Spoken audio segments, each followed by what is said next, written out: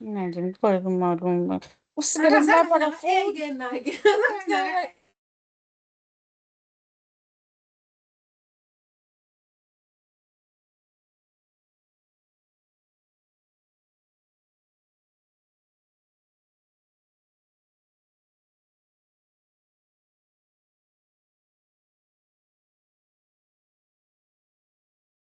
Okay, finally it is working. Can you see the screen, or at least what I'm projecting the slides?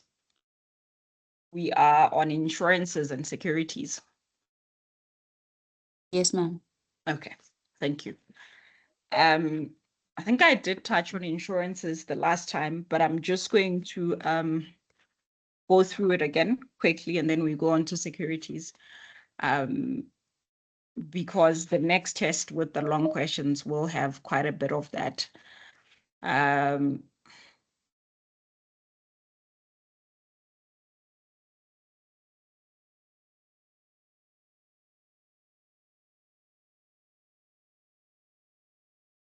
Just before we move on to it. Oh, now this thing has just stopped moving.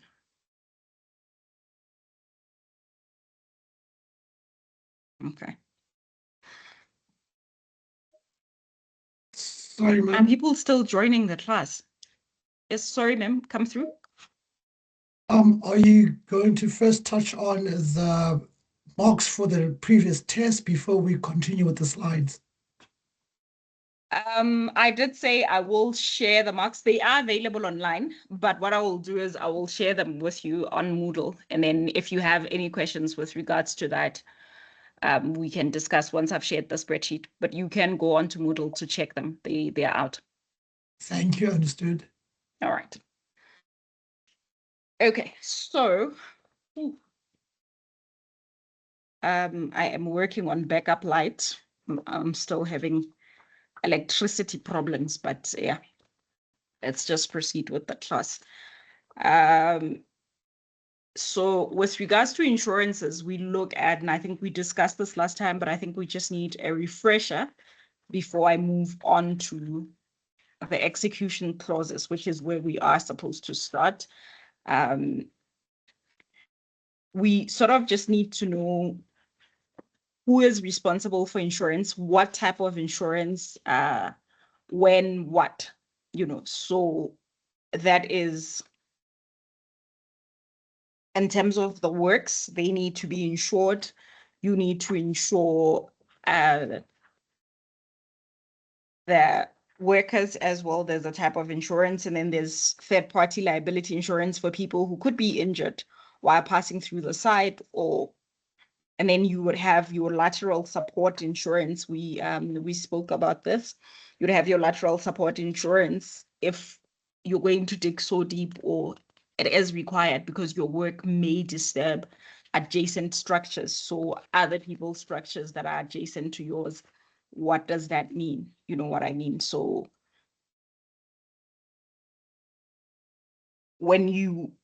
for instance, if we do a geotechnical investigation and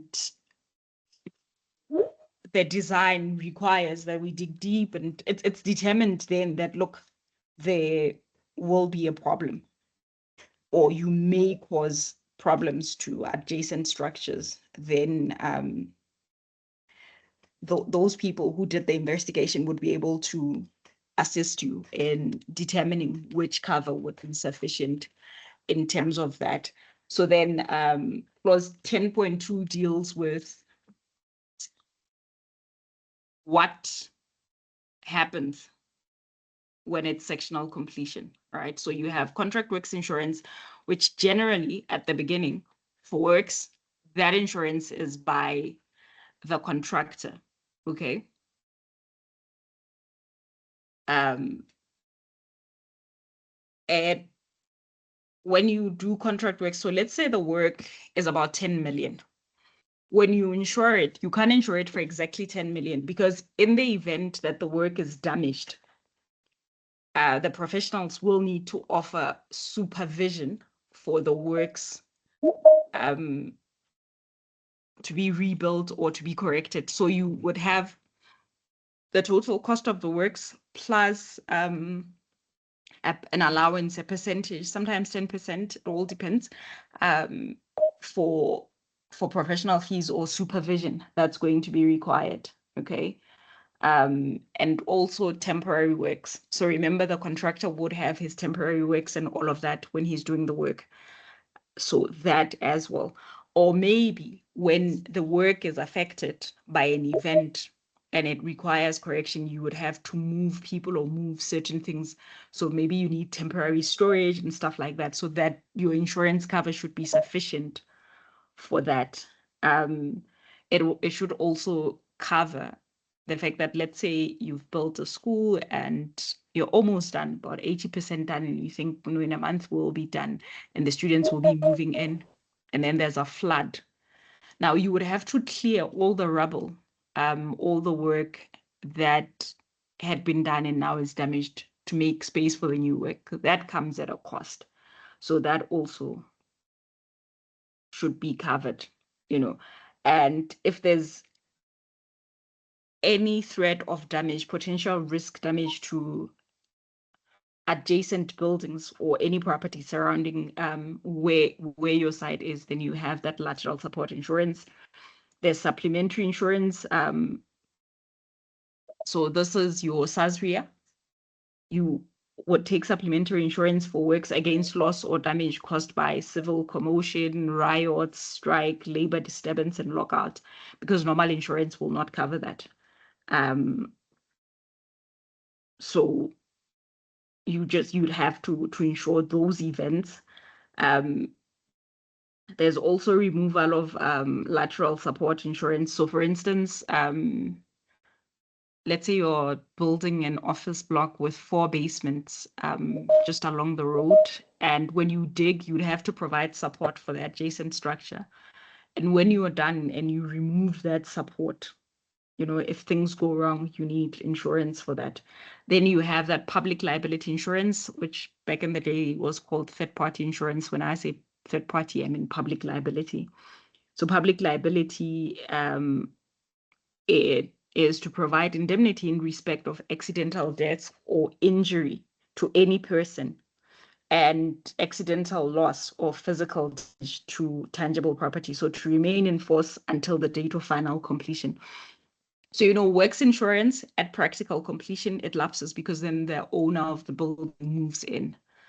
But third-party insurance, because at practical completion, we're still busy with the snag list, correcting here and there. So your public liability insurance stays in force until you are done completely as a contractor and off the building, okay? Then you have other insurances that could be specified in the contract data between the parties. There could be a request for other specific insurances depending on the area that you're working on. Maybe in years to come, someone will provide insurance against business forums and construction mafia, and then that's something you look at. Right now, it's not there, but there could be some specialist insurance that you need to take. Whoever is not muted, please mute. The class is quite big for me to go through the entire list looking for somebody to mute. Thank you. So like I said, where practical completion occurs in sections, you know, so we finish a section, or where the works are for alterations and additions, the employer is expected to take out that insurance, okay, and keep it in force. Supplementary insurance and public liability. So the insurance sort of becomes the responsibility of the employer, but it is something they can discuss with the contractor, and the contractor can still take it. But generally, the JBCC recommends that the employer takes it. Okay. So whichever party is responsible for effecting insurances has to provide a copy of proof of insurance to the other party. So if the employer that's providing insurance, he needs to provide a copy to the contractor to say, look, works insurance has been effected, this has been done. Because if you start work and these insurances are not in place, and a risk occurs, okay, or an event occurs that destroys, you're going to have a problem, because now you've spent money on work, but the work has been destroyed and you have no way of recovering. Okay. So there has to be that proof. Generally, before the contractor can be handed site and all of that, or within a certain period of handing them site, they need to provide proof of insurance. With some clients, like, we're not going to give you the site unless you can show that you have it insured. Because then if something happens, something goes wrong, and somebody is being sued, and there's no insurance or recovery work needs to happen, that becomes a problem. Okay.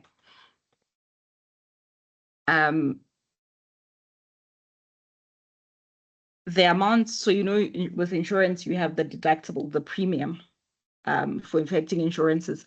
So if the employer is doing it and it's not included in the contractor's overheads, then the employer would be paying. But otherwise, if it's the contractor, then there's that deductible amounts. So also, when there is a claim, there's that excess that needs to be paid. If the contractor is effecting the insurance, then that would be from him. If it's the client, then that would be from the client. Okay.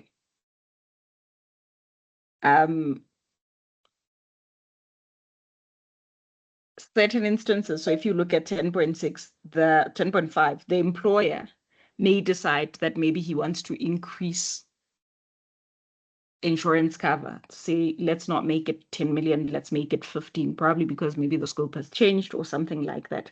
So they can do that at their own expense, and they could ask. So even if you ask the contractor, it is something that they would reimburse the contractor for, so they would pay him higher amount for his, and there would be written proof provided that insurance has been increased from, say, 10 million to 15. So like I said, if the contractor fails to provide insurance, he can't start with the works, because then there's a huge risk. However, if the employer is the one who's supposed to provide insurance, he has a period to provide the proof of insurance. So the contractor would say, okay, give notice to the employer to say, please provide proof of insurance. From when the contractor submits his notice, the employer has 10 days to provide proof of insurance. If that proof of insurance is not provided, then the contractor can suspend the works until the insurance has been confirmed. Because remember, he's putting money into this work, and if something goes wrong and the employer says, but I can't pay you for work that's destroyed because I can't claim, I had no insurance and stuff like that. So think about if you buy a car and you don't take insurance on it, then you crash it. Got a car through a bank loan, and now you're paying the bank for a car that's no longer there because it wasn't insured. Whereas if it's insured, then insurance will take care of fixing it or replacing it, and then you continue paying the bank. Now you're sitting with a debt and a car that's not there because there was no insurance. Okay, so this is why you'd find that financiers would insist that you take insurance, because now when the item is not there, that means they don't even have their collateral. It's not like they can take it and sell it. So same with construction, the contractor can suspend works until the employer has shown that insurance has been effected. In the event of a termination, so the contract is terminated, and when terminated, maybe the contractor is not required to make good physical loss or repair damage to the works.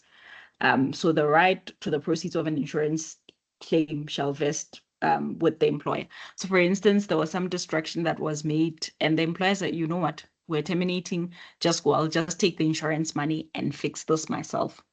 Otherwise, if at termination they say, before you leave, please fix that, then the contractor would claim that money from insurance, take it and use it to fix whatever physical loss that was there. Okay. When a termination happens, whichever party is responsible for the insurances will inform the insurance company to say, look, this contract is coming to an end. Therefore, we will no longer be requiring the insurance cover. So depending on what, I mean, if it's the works insurance, if the works are not proceeding, then there's no need. But if you'd already started digging and you still need that lateral support, you may have to keep it until such a time that you can guarantee that the adjacent structures are safe and you no longer pose any risk. Okay, so clause 10.8 says that any amounts not recovered from insurers shall be borne by the employer or the contractor in accordance with their respective obligations under this agreement. So if you find that you had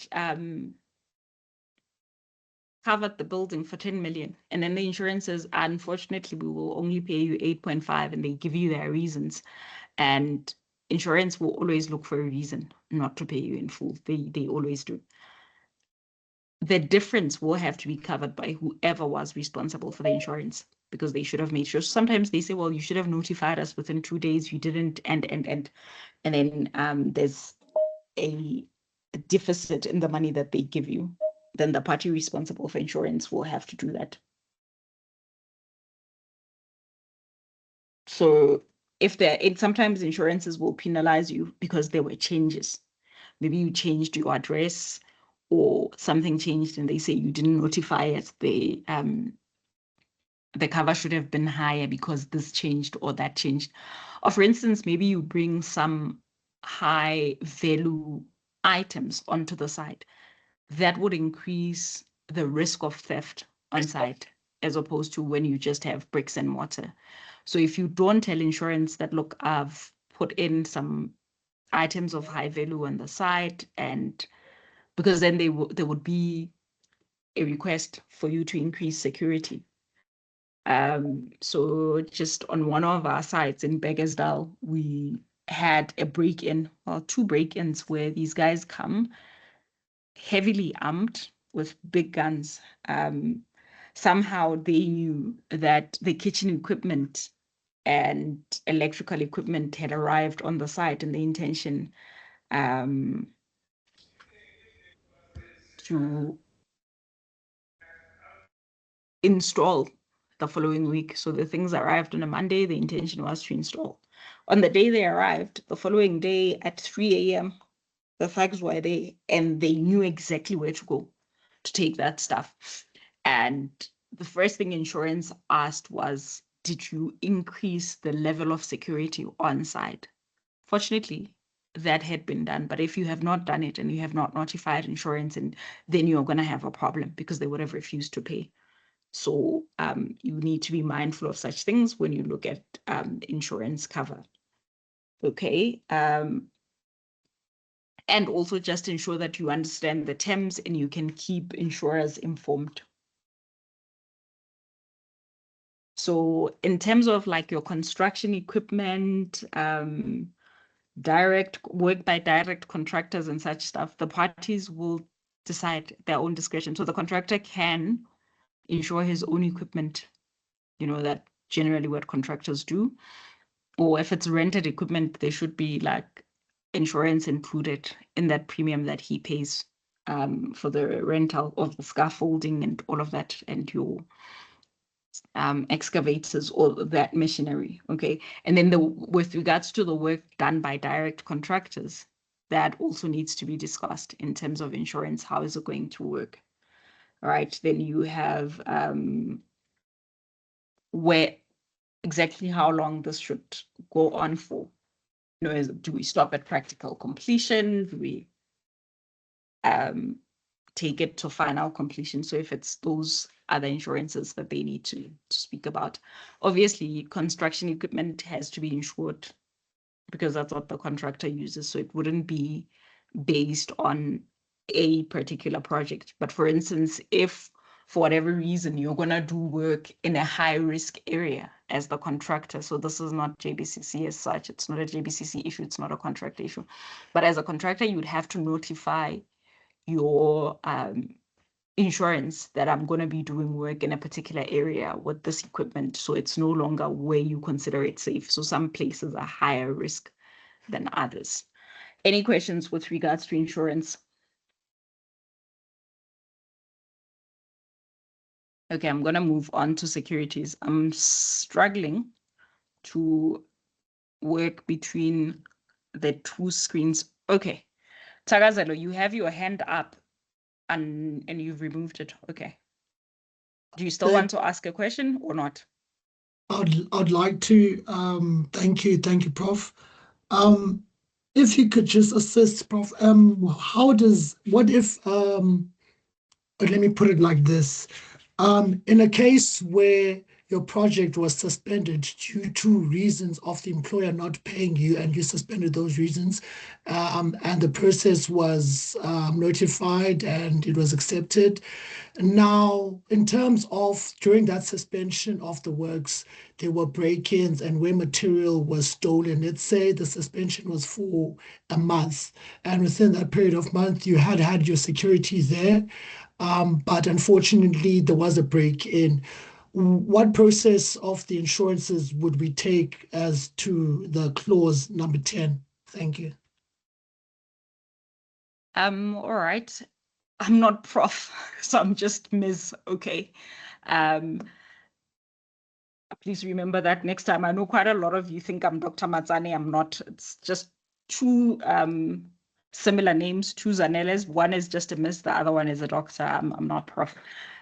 So when you suspend works on site, right? It's like a go slow type of thing. You are not relinquishing, let's say you are the contractors. When I say you, I mean the contractor. You're not relinquishing your rights to the client. You're not handing back the site to the client. You're just saying, until you pay me, no work is going to happen. This means the contract is going to take longer. But as the contractor, you are still responsible for the site. So you need to still, as per the contract, keep your insurances in place so that when there is a break-in and your security is overpowered or breached, you can still go to insurance and claim. It remains, so if you had affected the insurance, it remains your responsibility, because when you insure, you do insure against theft and all of that. So just because you were not working and you had suspended the works, it doesn't mean that the insurance is suspended as well, unless you had not paid them. So you still would have to notify your insurance that, please note. Well, generally, okay, from my experience with our sites that have been broken into, they want you to report it to the police, and then the police will come and they'll write a statement and all of that. And then you submit all that information to your insurance and you effect a claim. So if I understood your questions, it was my understanding is it has to do with, are you still responsible as the contractor when you've suspended the works? And the answer is yes. So if the site is broken into, even though you've suspended the works, that site is still under your guardianship as the contractor. If the insurance was by the client for the site and that was the agreement, you can still claim from the employer's insurance. You would have to notify them the site was breached. This is what happened. A lot of clients avoid this whole taking insurance and then it being their responsibility, because then the feeling is that the contractor, or the belief, the contractor will not take as much care as he would have if he was paying insurance. He can just dump that problem on you to say, look, the site was broken into, 1, 2, 3 were stolen. And now you as the employer have to go and fight with insurance to get that back, type of thing. So this is why they leave it up to that risk, up to the contractor, so that, because he has control of the site. I don't know if that answers you or if you have a follow-up. Thank you, ma'am. You've answered me. All right. Thank you. So then I'm going on to securities, and these are your guarantees: guarantee for construction, guarantee for performance. So I had a slide, but I think I lost it with the holidays. Anyway, I'll share it with the type of guarantees and how long each one runs. I had done a diagram that I thought would explain beautifully, but now for some reason I can't find it, and I apologize. But when you look at construction contracts in general, whether be it the GCC, JBCC, NEC, FIDIC, even bespoke contracts, the idea is to manage the risk. right? So the biggest risk that your client carries is the risk of non-performance. What do I do when this contractor doesn't deliver? The contractor is more worried about what happens if I do the work and this guy doesn't pay me, this employer. So the contract, there's other risks, but the contracts are mainly built to mitigate those two very big risks. So with the JBCC, we have a security clause where we say what sort of security does the contractor have? Like in the event that the employer doesn't pay, what sort of security does the employer have in the event that the contractor does not perform, right? So the contractor is supposed to provide the employer with a guarantee for construction. In other contracts, it's called a performance guarantee or a performance bond, but it's just that assurance that I will perform. But in the event that I don't, you can claim from this guarantee. The guarantee is supposed to be liquid, right? There shouldn't be stories when the client is claiming to say, okay, this work was not done, therefore I need this money from the insurance. And the guarantee has to be provided within 15 working days of acceptance of the tender. So as soon as the employer says, well, I accept your tender, before we even hand you over the site, within 15 days, give us a guarantee for your works, right? And there are 3 types of guarantees. Well, because I take retention as one. There's in terms of construction guarantees, there's the fixed guarantee, and then there's the variable guarantee, and then there's the payment reduction, which is, a lot of people call it retention. It was called retention, but the terminology changed when it was agreed that retention gives the impression that the employer is keeping some money from the contractor, whereas they're not keeping it, because the question was, okay, if you're retaining a certain amount, where are you keeping it? What happens to the interest that you're accumulating in that time that you're keeping the contractor's money? He should get interest in it. Was like, actually, it's not a retention. It's just that we reduce your payment by 10%. Okay, so with a fixed guarantee, the contractor provides a 5% fixed guarantee of the contract sum. So if the contract sum is 10 million, 5% of that in a fixed guarantee. And then he will also agree to a 5% payment reduction on his certificates. So that's when we would be reducing, when we pay him, if he's done work with 500,000, we pay him that amount less 10%, and up to a maximum of 5%. So he would have to provide 5. So the full guarantee is about 10% of the contract amount. However, with a fixed guarantee, you give half in fixed, and then the other half is collected or at least kept via payment reduction. So a retention on your certificate. If you give the variable, it's always very confusing. People think the fixed is the variable is the fixed. And I'll tell you why one is fixed and yet it's half, and then the variable is the 10%. A variable one is 10% of the contract sum, and it remains valid and enforceable until the final payment certificate, so until final account, because we issue the final payment certificate when we've agreed the final account. And then with the fixed one, there's an amount that will be released. So for retention, we will release half of retention at practical completion. Okay, so if we have kept 5% retention, when we reach practical completion, we release 2.5 of that. And then at final completion, we will release the other 2.5.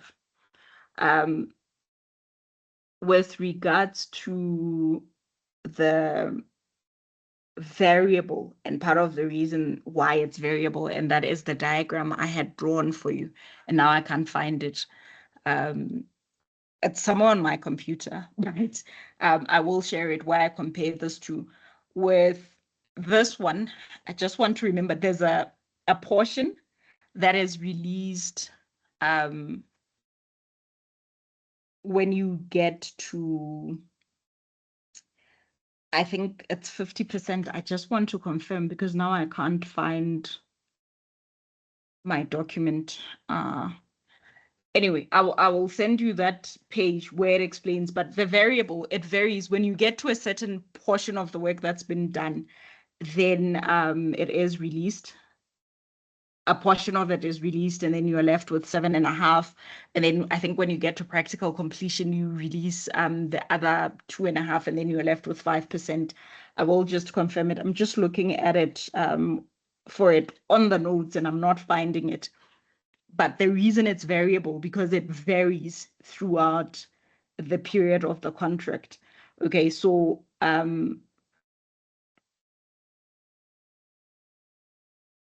the fixed one is when we will release retention. At practical completion, we release half the retention, and then I think the fixed document will be released at final completion with everything, and then it's given back to the contractor if nothing was claimed from it. So that is just the difference. And when I ask, people always think the fixed is the 10%. It's not. The fixed is the one that goes with the payment reduction. And then the variable is the one that starts at 10%, and then it remains valid and enforceable. And then when we get to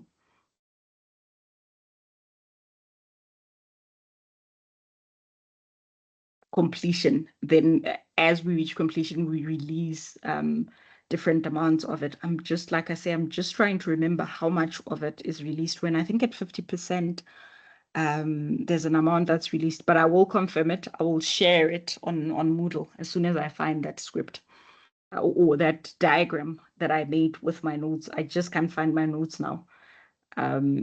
So apologies for that.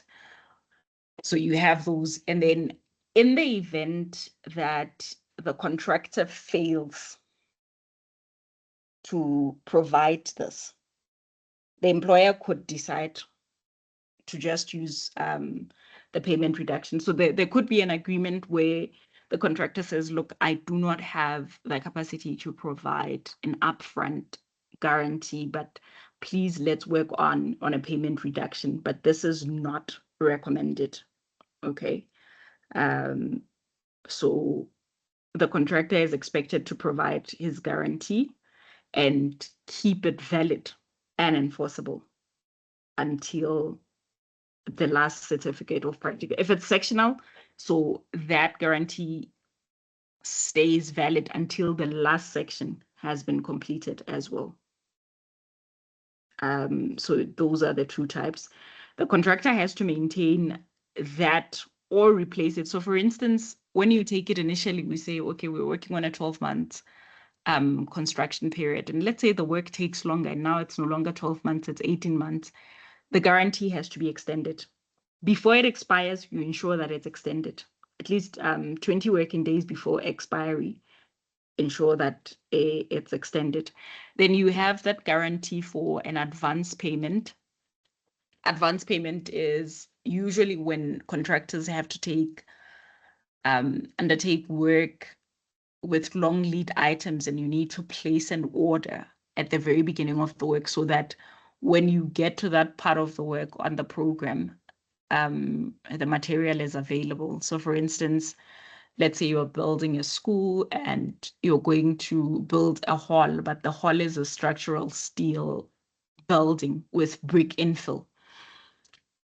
The contractor, so you don't have standard steel frames made for the hall, right? You have to provide the drawings to whoever is making the steel and say you need to make it in this manner so that the frame fits this, the size of the hall. And whoever is making that, the supplier will say, okay, I need a deposit to do that, to start. And then when I get to a certain point, and then when you need to construct the hall, I just bring the frames to site, and then you can start building, right? So there may be a need for upfront payment because he says, well, it's going to take me 6 months to manufacture that, or 6 weeks, or however long. So the contractor needs to pay. But remember, when we pay on certificates, we pay based on work done. So he can't claim it as work done because the steel is still at the manufacturers. They're still making it, you know, and it's being made, custom made for this particular project. So it's not like the contractor can take it to another project. So in such instances, clients will be requested to provide upfront money. So an advance payment is really to assist the contractor financially. In some instances, you find that with small contractors, government is sometimes willing to give them as a head start so that they can start the work. And then once an advance payment is given in cash, it's not text. It's just if we're giving you a 500,000 advance payment, that's what it is. It's not text. So it's not done on a certificate. It's done on a recovery statement. I think on the documents that I've shared with you on Moodle, there is a recovery statement. You can look at it and see where that would go. So it's not text. We give you the 500,000 as advance payment, and then you do the work. With your first certificate, we will deduct a portion from the advance payment. So maybe we deduct 50,000 from your first payment, and then now the advance payment is no longer 500,000, it's now 450. With the next certificate, we take another 50, it's now 400 until it's been paid in full, right? That's how it's recovered. However, when the client gives an advance payment, they need a guarantee from the contractor. In the event, because remember, you're giving this contractor money. If he disappears with your money, you need to be able to claim it somehow. You know, there's that risk that I'm giving you upfront money. With one of our clients, they wanted these acoustic curtains that are made in I think the closest place that made them from us. The closest was in Egypt, and then we would have to order them from Egypt. And they have to custom make, they have the fabric to make those acoustic curtains. So the idea behind this is that the sound that would happen behind that curtain would not be transmittable to the other side. So custom made curtains for the size that they wanted. And when we reached out to the supplier, he said, well, you have to send me your measurements and all of that, and I'll give you a quotation with my conditions. That was done. He came back to say it will take me about 2 months to make this, and I need this much deposit. Obviously, they are quoting us in US dollars because Egypt has, I can't remember what their currency is. They use their currency, we use rands, and so the exchange happens in US dollars. And they say from then it will take about 3 weeks for these things to get to you because we have to ship them to South Africa, okay? Because of the weight and all of that, it's easier to just put them on a ship. Okay, fine. So how do you send them? And they say there is no other way. We have to first send them to the UAE, and then they leave from the UAE to South Africa. Okay. So you're now looking at it. It's going to take him 8 weeks, 2 months to do this. And then there's the 3 weeks for them getting to South Africa. And when they get to South Africa, they're not getting to Joburg. They get to the harbor in Bulkhead, not Bulkhead, Bayhead and Durban. And then there still needs to be transferred from there to South Africa. And you're like, okay, let me just budget 5 weeks for these things. So obviously you're looking at 3 months and 1 week. So the contractor has to place the order now so that when you need the curtains, they're done. So he's going to need that money upfront. So the client will give an upfront payment so that the contractor can be able to place that order. But then in exchange, the contractor gives him a guarantee for that advance payment. In the event that the contractor doesn't do what he's supposed to do with the money, the employer can just claim from the advance payment guarantee. And once the contractor has repaid the full amount, even though the curtains have not arrived, but we've recovered our 500,000, the employer releases the guarantee for advance payment because then you've paid back the money. So even if you disappear with the curtains, I have my money back, you know, type of thing. So that's how a guarantee for advance payment works. It's not compulsory. It can be given at the employer's discretion. Not every it's a provision that's there in the event that you want to give an advance payment. But the guarantee for construction and the guarantee for payment, those are compulsory. With a JBCC contract, those have to happen. Okay, so the employer would give the contractor a guarantee for, well, a guarantee for payment. The contractor gives them a guarantee for construction, and then the employer gives a guarantee for payment where required in the accepted tender document. Generally, this thing, much as it's in the JBCC, it hardly ever happens. Employers generally do not give this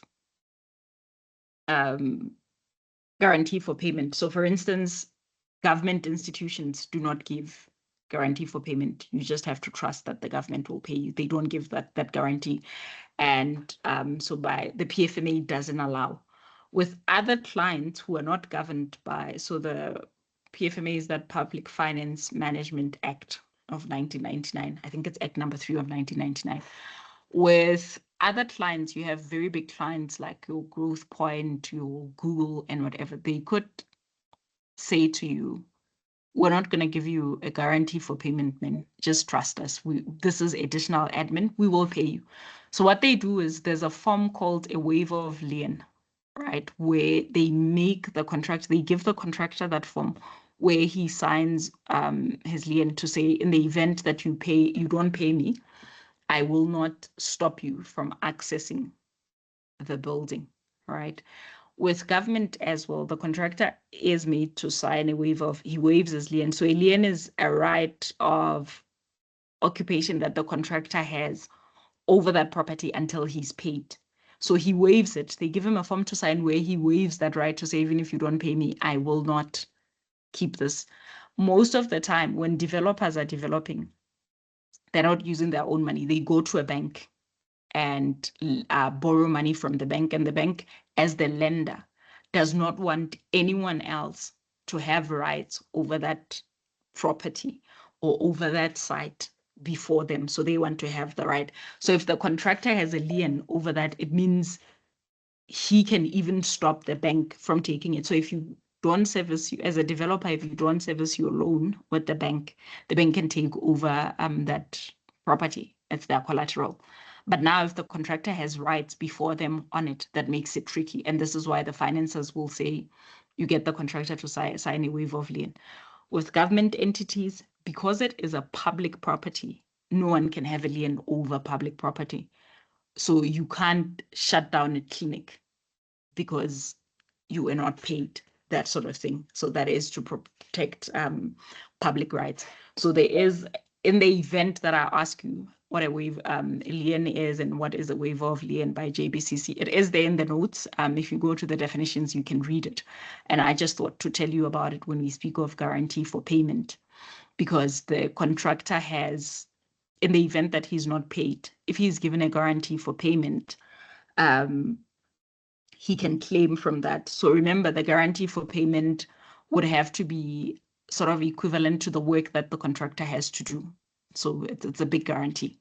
You're doing a 10 million job and they have to give you a guarantee that they have 10 million to pay, so that at any point when they can't pay, you can claim against it. And that is an expense that employers don't want to incur, because they have to go to a financial institution to say, please give us this guarantee, and then they pay a premium on it every month. Okay, so the employer is supposed to give, as per clause 11.5, provide the contractor with a guarantee for payment within 15 working days of accepting the contract. So if you work for a contractor and you look at the tender document, just check, even when they're using JBCC, you find that in the section C, in the client-specific conditions, the employer has said that I will not provide a performance guarantee. Well, a payment guarantee, not a performance, a payment guarantee. So you need to be mindful of that as you price, as you do, you realize you're not going to get that guarantee. And if you agree to those terms and you still provide an offer, then they're not going to give you that guarantee. If the guarantee is provided, similarly to the contractor, it needs to be kept valid and enforceable in terms of the security form until such a time that it's no longer required. In the event that it's due to expire, so you extend the contract period within 20 days or 20 days before expiry, the employer needs to extend that and make sure that it doesn't expire. So where the employer fails to provide that guarantee. So let's say the agreement says the employer will provide a guarantee for payment, but they fail to do so, or in the event that it expires and they fail to renew it, the contractor must give notice to the employer to say, you are in default, you have not given me the payment guarantee or guarantee for payment. And the contractor gives the employer 10 days, 10 working days to rectify or remedy that default. If it's not remedied, then the contractor can suspend the works until such a time that the security has been provided. Or by further notice, terminate the contract. If you've just been waiting and the employer is not coming to the party, the employer can use that as an excuse to terminate the contract. So in the event that the contract value exceeds the contract sum, so the contract sum is what we signed at tender stage when we accepted the tender at 10 million. And then over time, there's variations. And now we're no longer at 10 million, we're now at 11.2 million. We've exceeded the tender sum by more than 10%. The minute we breach that 10%, then the guarantee for payment has to be adjusted to accommodate that amount, because now the contractor is no longer doing work for 10 million, he's doing work for about 11.2 million. Okay, so he's exceeded the 10%. And the employer is required to provide written proof that he has made adjustments to payment guarantee. Once work has been done, remember when you provide a guarantee, so the contractor with his performance guarantee, he gives the original copy, not the original copy, the original document to the employer, proof of that guarantee. He gives it to the employer so that the employer can claim. With the payment guarantee as well, the employer gives that document to the contractor. Okay. When the original document expires and it's supposed to be replaced, then the expired one is returned to the other party within 10 days of its expiry. If the contract is terminated or it's ending, so everyone has performed, so performance has happened, those guarantees are given back, right? 11.9 deals with a situation where a party makes an unjustified call on a security. So if you claim from another party's security, but it's unjustifiably so, you will repay the amount with default interest. Okay, so you return the amount with interest. 11.10 deals with the lien, to say the contractor shall waive his lien or right of continuing possession of the works on receipt of a guarantee for payment from the employer. So in the event that the employer does not provide a guarantee for payment, the contractor can decide that, okay, I will use my lien. However, if you are given a guarantee for payment, then you don't have the lien. But like I said, a lot of big clients will tell you, we're not going to give you a guarantee for payment, and we're also going to ask you to waive your lien. And because contractors need work, they're not in a position to call the shots. So they will accept that. And generally, employers pay because they want the building. They are not in it to waste the contractor's time. Any questions? Hi, ma'am. Yes, sir. And even into the class. I just want to ask if the employer doesn't have the guarantee for payment, right? Mm-hmm. And the contractor doesn't also have the waive of lien, right? Waiver of lien, yes. Yes. And then during the project, we get to a point whereby the client doesn't have money to pay the contractor. Mm. What happens after that? So it now goes into, I nearly said litigation, because with government, that is the preferred method of dispute resolution. So what happens is that would be a breach, right? We have an agreement. I'm the contractor, I'm going to build, you're going to pay me, right? So when you don't, the contractor will notify the employer. We'll talk about it when we look at termination and suspension, what happens in the event of non-payment. So because the contractor has nowhere to claim, he can't exercise his lien, he can't claim from a payment guarantee. He will notify of the breach and give the employer time, I think it's also 10 working days, to correct the breach. And if the employer doesn't, then they would have to go legal on them. So in some instances, you find that you would take it, we'll talk about it also when we do alternative dispute resolution. You take it to adjudication or arbitration or litigation, or sometimes it's mediation. So many, Tsagazelo, your hand is noted. Many years ago, we had an issue as government where province ran out of money and projects were still running. And I think province ran out of money beginning of the year. And now we had to wait for the new financial year to pay contractors. Now, remember, these contractors do not have a lien. They do not have a performance guarantee. They now have to wait. And the only recourse they had, because I think that was, I remember the CFO addressing them and saying, look, the department currently does not have money. It's a province-wide. We now have to wait for the new financial year when money is released and we will pay you. I think some bad decisions were made and money was redirected somewhere.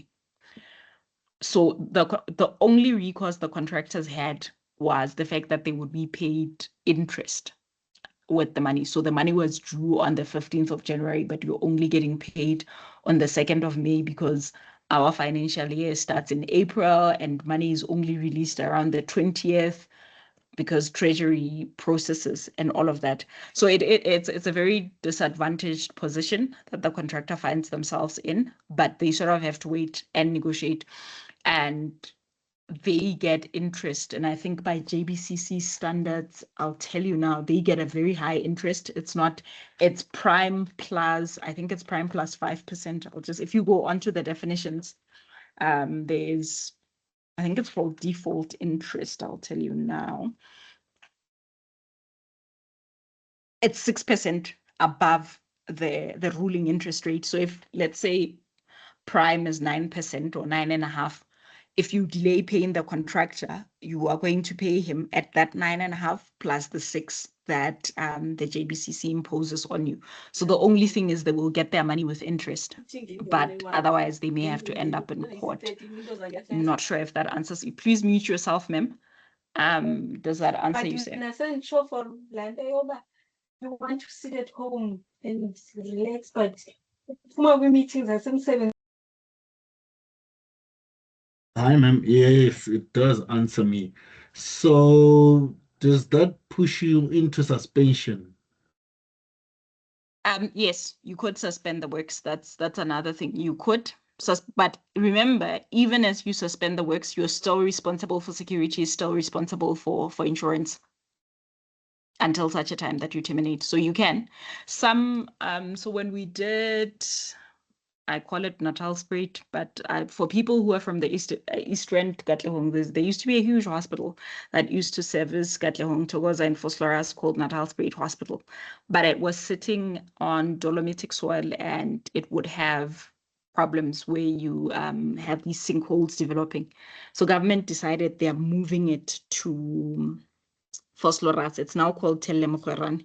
So if you're on the N3 and you get off on the Berry off ramp, N3 Durban, obviously, on your way to Durban Heidelberg, you'll pass Vosloorus and you get off on Berry and then Telemokwerane is there.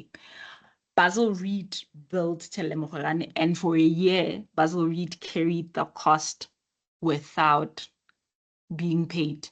Government was not paying them. For that entire year they were building. They made a killing out of interest, but eventually, I mean, Basil Reed ended up bankrupt and all of that. And I think, I don't know why, what the reasons were, but I think that whole business of pumping money into projects that were not paying back was another problem. But so they could have suspended the works and then waited, and then you fight for extension of time because the client delayed you. the problem with that, because I mean, you've done time value of money, is the fact that the longer you take to finish the work, the more expensive it becomes. But you do have suspension as an option. Some contractors who can carry the cost, especially when they know that the client will eventually pay, they just decide, you know what, we'll make our killing on interest, and then they do what needs to be done. But you definitely can suspend the works. Tagazelo, you had a question. Thank you, ma'am. My question would be on the advance payments. Let us say, for example, you are in a project where specifically you are supposed to replace and remove, or remove and replace roof, the whole entire roof, and then you find that your initial stage, your removal of the roof that you're removing is an asbestos roof, where it will need a specialist. And then Yes. when it comes to such jobs, those types of service providers require you to make an upfront payment. Yes. So when you're starting with works of that nature, would an advance payment also be initiated in such a project? Thank you. So you can request that. So you'll get an advance payment at the discretion of the client. So you can go to the client to say, look, this is an asbestos roof, and those specialist contractors, they usually want 50% upfront and then the next 50% on completion of the work. So you can, and if the employer is reasonable enough, they can agree to it. So it would be introduced, if initially it wasn't part of the contract, it would be introduced as an amendment to the contract, and then the client gives you that upfront payment and you give him an advance payment guarantee. So it is a possibility. But like I say, it depends on the discussion between the two parties, because I would think that the client would not want you as the contractor to walk away, because if you don't have that upfront deposit, chances are you will say, you know what, you're going to have to find somebody else to do this work. I can't. And that would delay the client. So at the end of the day, it's still money that they would have had to pay. Generally, in such instances, an advance payment is justified. In some instances, like I say, you find that there was a time, when was it, 2009, I think, we were busy with a mining development in Botswana. And the company that owns the mine, it's the Botswana government and another private company. So like, I think they go 60-40 or something, but it was called Boteti Mining. They wanted, because the mining development, the bigger job was being done by Wilson Bailey, obviously, because they had the capacity. But you have smaller contractors because you want to develop, because these mines are in very rural places where nothing ever happens. So it was in a place called Leratswana, not too far from Orapa, if you Google Orapa mine. So then they have these smaller contractors. These guys can do the job, but they don't have the capital to sort of buy, because they were building like small rooms, like your little storage rooms, so bricks and cement and all of that. So they would give them like 150 start as an advance payment, and then as they do the job, we start deducting it. So like I say, it's really at the discretion of the employer. Okay. Mochitsi, your hand is up. I don't know. Tagazalo, did you have anything else to say? Sorry, Mochitsi, before I come to you. I see Tagazalo's mic was going off. Yes, thank you, ma'am. You've answered my first question. The second one would just to be diving deeper into what my previous colleague was asking, where what happens in a situation where no guarantee of construction has been submitted, nor has there been a payment guarantee. But then we are expected to perform or obligated to perform the project under the JBCC or the GCCC. What would also that, or rather, what could you do? What happens in a situation where neither parties have produced a guarantee or a construction guarantee or payment guarantee? Thanks. Okay. I will park that question and wait for Mochizi's one. Then I will answer both. Okay, Mochizi, you can come through.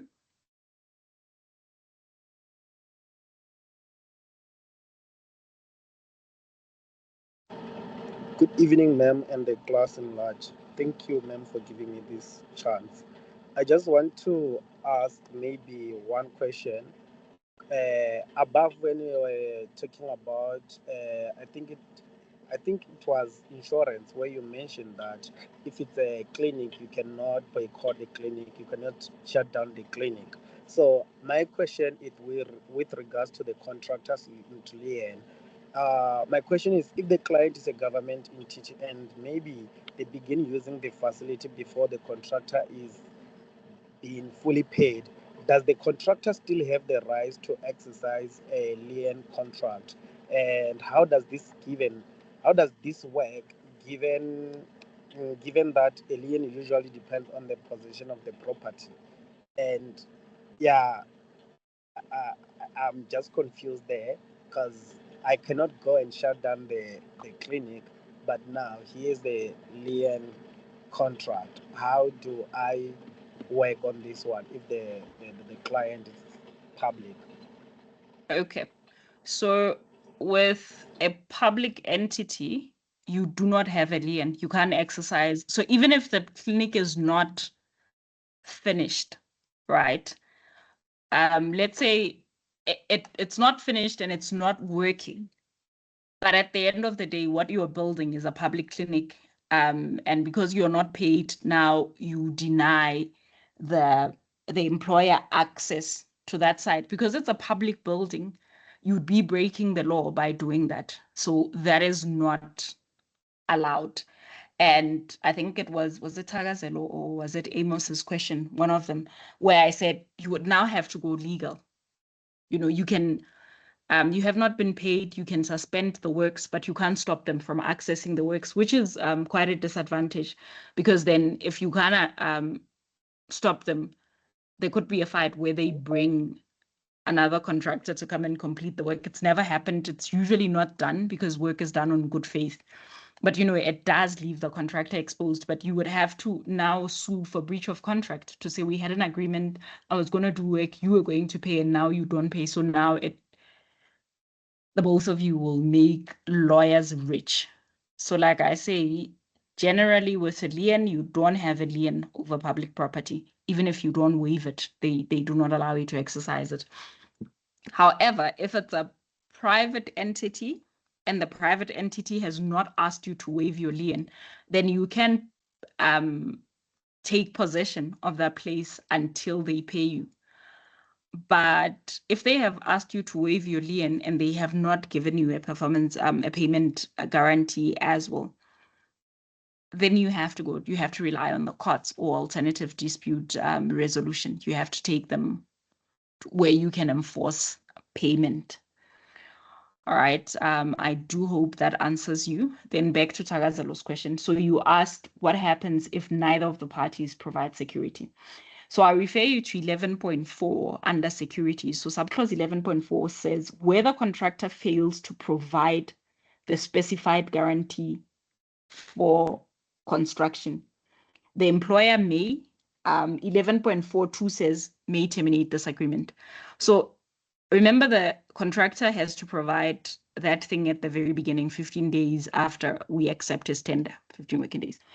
As soon as that period lapses, we remind him, sorry, sir, we're still waiting for the guarantee. If he does not provide it, and let's say his reasons are not clear, we can terminate the contract to say, okay, fine, we're going to go with somebody else, seeing that you can provide guarantees. Or if you look at 11.4.1, it says the employer can hand over the site to the contractor and then withhold an amount in interim payment certificate to the contractor until the total withheld is 10% of the contract sum. So you can, if the agreement, the employer can decide that, okay, fine, I'm going to hand you over the site.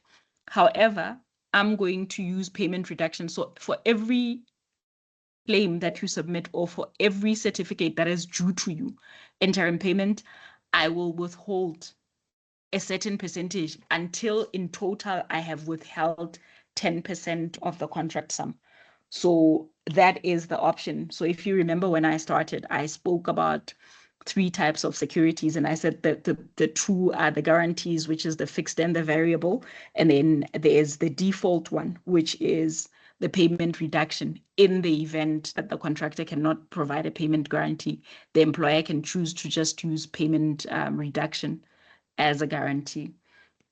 However, in the event that the employer fails to provide, I just want to find the clause for you, 11.6, right? Where the employer fails to provide the guarantee for payment or such security has expired, so whether they can't provide it or it expires and they don't renew it or extend it, the contractor will give 10 days notice, right? Where he says, you have not provided a payment guarantee or you have not extended the expired one. You have 10 days to remedy this. If it's not remedied, the contractor can suspend the works and say, I'm not going to work until I have the guarantee, because that means I'm working for, in the event that you don't pay me, I'm going to have to go pay lawyers to get my money out of you. Okay. Sorry, And ma'am. yes. Sorry, ma'am. At what stage do you do that? So let's say at the very beginning, if the employer doesn't provide, you can decide that you're not going to take side, right? Remember, they have until 15 days after giving you side. They have about 15 working days to provide the payment. So let's say they've given you side and you've side established and everything, and those 15 days that they have to provide you with the guarantee come to pass and nothing has happened, then you issue a notice. You haven't done much work. Maybe you've just established site and you're starting with your excavations, whatever it is. You issue notice to say, you should have provided me with a payment guarantee within the 15 days. You have not. This period has lapsed. You have now 10 working days to remedy this. And if within those 10 working days, nothing happens, then you can suspend the works, right? So this is at the beginning.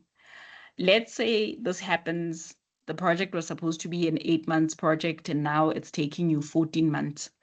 So closer to the 8 months expiring, or when you realize that this is going to take longer and it's not the contractor's fault and whatever, and the client now has to extend, because remember that guarantee is tied to the initial construction period. So when that period is extended, the guarantee has to be extended as well. So it's like you're going to do 4 years at UJ to get your quantity surveying degree. Okay, fine. So this is an example. If you're an international student and you need to have medical aid and life cover, whatever, travel insurance, whatever it is, we tie it to the fact that you're going to be in South Africa for 4 years. But now you fail 3rd year. So now it's no longer going to be 4 years. It's going to be 5 years. Whatever insurances you had for being there has to be extended. It works exactly the same. We were going to build and finish within 8 months. However, we're now looking at 14 months as opposed to 8. So now it has to be extended. So 20 days before that 8 months lapses, the employer, within those 20 days, the employer has to extend this.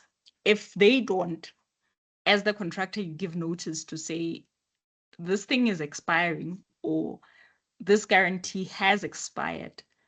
Please renew it, provide me with a new one or extend it, whatever needs to be done. Again, they have 10 working days to correct that from when you give the notice. All right, so from when they receive the notice, they have 10 working days to remedy this because it's a breach. If they don't remedy it, so you don't stop working while you're waiting for them to remedy the breach, right? If they don't remedy the breach, then you issue notice to say, I am suspending the works until you guys remedy the breach. So you suspend the works and steal silence from them. Then you issue a further notice to say, based on the fact that you can't provide me with the guarantee as per our agreement, I am terminating the contract. Also remember, generally, when the payment guarantee expires, it's not like you're owed money. It's just there as an insurance should something happen, should they not be able to pay you. So let's say they have been paying you, but they're not renewing it.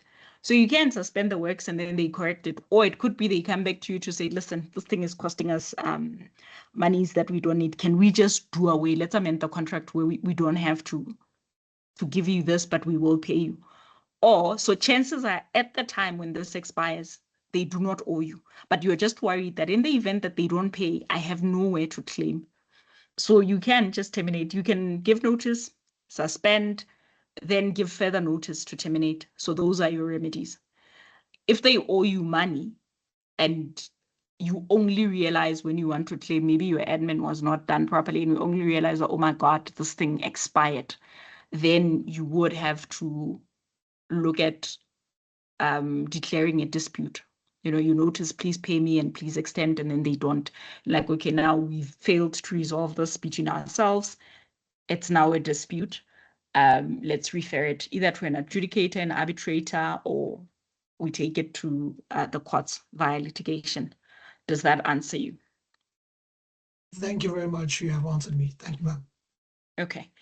I am going to stop here because I feel like I've been preaching. But what I'll do is I'm going to look for that thing that shows us where each guarantee reduces and whatever and what gets released, because I know I'm going to ask you that in a test. And if I haven't told you, it would be unfair. Okay. So for today, I will stop here and wish you a great week. To the quantity surveying students, I'll talk to you again on Thursday. Thanks very much, everyone, for joining the class. Ma'am, just before you leave, Yes. is there a chance that you can maybe postpone on giving us a test this semester and just give us an assignment? No. No. There isn't. There's about 142 of you. So if I were to give you an assignment for contracts, I would have to give you a case to solve and come back with solutions and present it. So an assignment for contracts law is not like when I give people a feasibility study like I'm going to do for the economics class. So an assignment for you guys would be a hell of a lot more work than this. Also, if I were to give you an assignment, maybe a topic, and then you research and you write on it, it will take me a long time to mark, and it would also take you a long time. However, there's also the standard that we need to write semester tests. So for us to remain recognized and accredited, you do need to write tests. The assignments, you have time and you can consult and you can do that. They're easier. We also just need to know that even on your own, you can still perform under pressure and all of that. So the semester test has to happen. 2 of them have to happen. Like, sit down, look at a question paper, it looks back at you. Within an hour, you have to give me my answers, or within an hour and a half. So that has to happen. We can't waive the test for assignments, unfortunately. I can give an assignment if you want extra work, but it will not take away the test. It's okay. Thank you, For another quiz. No, the quizzes will come, but they don't weigh as much as the actual tests, because like I say, in terms of accreditation, every few years, the council for South African quantity surveyors and the council for project managers, they come and say, what have you guys been doing? Let's see your question papers. Let's see. So they will take the highest performing student, lowest, and somebody in the middle, and then they just check. So we keep all these records for them so that as you graduate, you can go work in other countries because the course is accredited. So it's not just madness. We're not being mean. We're just it's for a good cause. It's for a good cause, so that you can go work in Dubai, go work in the Netherlands, in American. I have a degree from UJ. It's like, oh, okay, no, it's internationally recognized. It's fine. That's part of it. So yeah, if you want an assignment, I'm happy to give you an assignment, but it's not gonna do anything for you in terms of the tests. You still have to write the 2 tests. Okay, thank you, ma'am. All right. Thanks, everyone. Have a great evening and a great week. Bye.